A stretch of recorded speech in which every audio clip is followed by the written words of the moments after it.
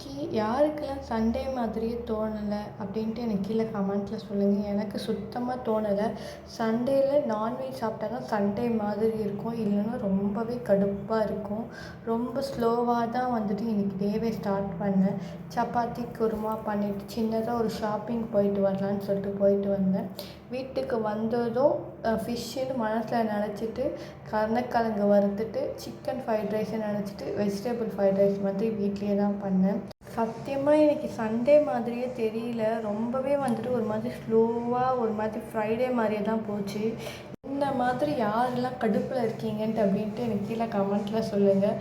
ஏதோ ஒன்றுங்க, டே போகிற போக்கில் நம்ம போக வேண்டியது தான் அப்படின்னு சொல்லிட்டு நானும் விட்டுட்டேன். வன்சிகா பாப்பாவுக்கு ஸ்கூல்லேருந்து வாட்ஸ்அப்பில் மெசேஜ் பண்ணியிருந்தாங்க. செப்ரேட்டாக வந்துட்டு பவுச் செட் வேணும், அப்புறம் வந்துட்டு பாக்ஸ் செட் வேணும், அவங்க நேம்லாம் வந்துட்டு லேபிள் போட்டு அனுப்புங்கன்னு சொல்லிட்டு அதுக்காக தான்